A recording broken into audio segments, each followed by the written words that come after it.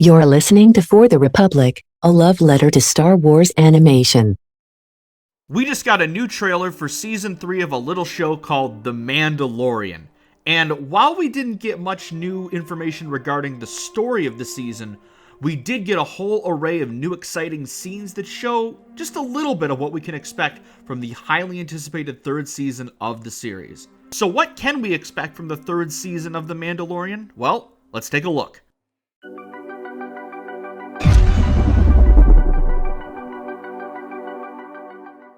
What we know for sure based on this trailer and every other piece of marketing that we've had for the season so far is that the big crux of this season is going to focus on Din Djarin and Grogu going to Mandalore for Din to atone for the sins he felt he committed in The Mandalorian Season 2. Of course, if you watch the Book of Boba Fett, the Armorer exiled Din because Din broke the codes that the Watch hold very near and dear to their culture. So Din is heading to Mandalore in this season to right some wrongs and redeem himself in the eyes of his people. We also know there's going to be a bunch of new Mandalorians showing up in this season based on the trailers. We have really cool scenes of them launching from the sky, battling on what looks like Navarro, getting to see a bunch of Mandalorian combat scenes in live action. I am so excited. We also got this awesome new shot of a Mandalorian starfighter being chased by some TIE fighters. I don't know who that's going to be in there. Maybe it's going to be Fen Rao, Sabine, a new character. I'm not sure, but I'm very much looking forward to all the Mandalore stuff in this season. Mandalore has always been one of my favorite planets. I loved visiting Mandalore in both the Clone Wars and Star Wars Rebels, so getting to see it in all its glory in live action, albeit after the Great Purge, it's going to be very, very interesting to see. We also know Bo-Katan is going to be in the season once again, perhaps in a bit of an antagonistic role. A lot of the Celebration trailer teased her squaring off with Din Djarin. There's a great shot of her on the throne in that trailer that we unfortunately have not seen in any of the other pieces of marketing. But we know Bo-Katan is going to play a big role. We also know Mando tentpoles like Greef Karga and Pelimoto will be returning because they were in this new trailer. Navarro looks really cool now. Looks like Greef is doing a lot of good work there. And we got to see a bunch of fireworks on Tatooine. We've seen Tatooine a lot lately, but it'll be nice to see Pelimoto perhaps give Din the push she needs to go in the right direction. And she dropped a "May the Force be with you" line. And as we know, Din is like oblivious to everything in the world of Star Wars. So that was really fun. But the thing that perhaps got me the most excited about this trailer was the fact that we saw Coruscant in the trailer. Dr. Pershing was on Coruscant, or what looked to be Coruscant, in one of the scenes, and I'm very interested in what we see here. Getting to see Coruscant in a post-Return of the Jedi setting, what Coruscant is going to look like in the New Republic.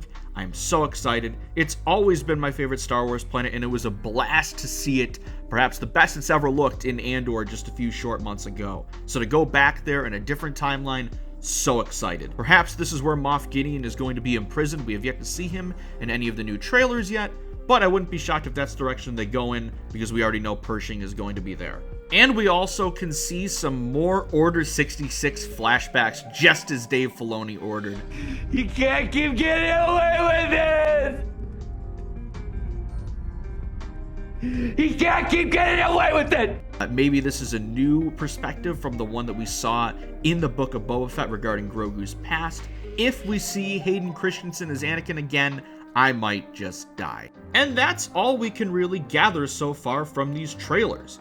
We know there's going to be a lot of cool fight scenes. We're going to have that pulpy Star Wars action that some people said was missing in Andor. And we're going to get some returns of some favorite Mando characters, as well as potentially some new ones and other fan favorite Star Wars characters. I would not be surprised at all if we get a little bit of an Ahsoka preview in this season, getting to see Sabine and Hera in their glorious live action forms before we see them in Ahsoka later on in the year. I am very excited to see where the season goes. I think it has the potential to be the best season yet. I hope that it's going to have a more centered story regarding the Mandalorian stuff and not just be an episodic feel like the first two seasons tended to have at points. But admittedly, even though I have loved Obi-Wan Kenobi and loved Andor, I do miss the Mandoverse a little bit, and I am excited to get back into that tone and feel of that corner of the Star Wars universe once more come March. And you just know we're going to be talking a whole lot about Mandalorian once the show comes back to us in the spring. The Mandalorian has returned to us, and this is indeed the way. Thank you so much for watching. If you liked my thoughts here on the Mandalorian Season 3 trailer, you might also like our podcast, For the Republic, A Love Letter to Star Wars Animation. You can find it right on this very channel. Every week we talk about the newest Star Wars releases, as well as going through a rewatch of the Clone Wars animated series. We are about to finish up Season 1. If you like it here, check out the podcast. Let me know what you think. Thank you for watching. And as always, may the Force be with you. Always.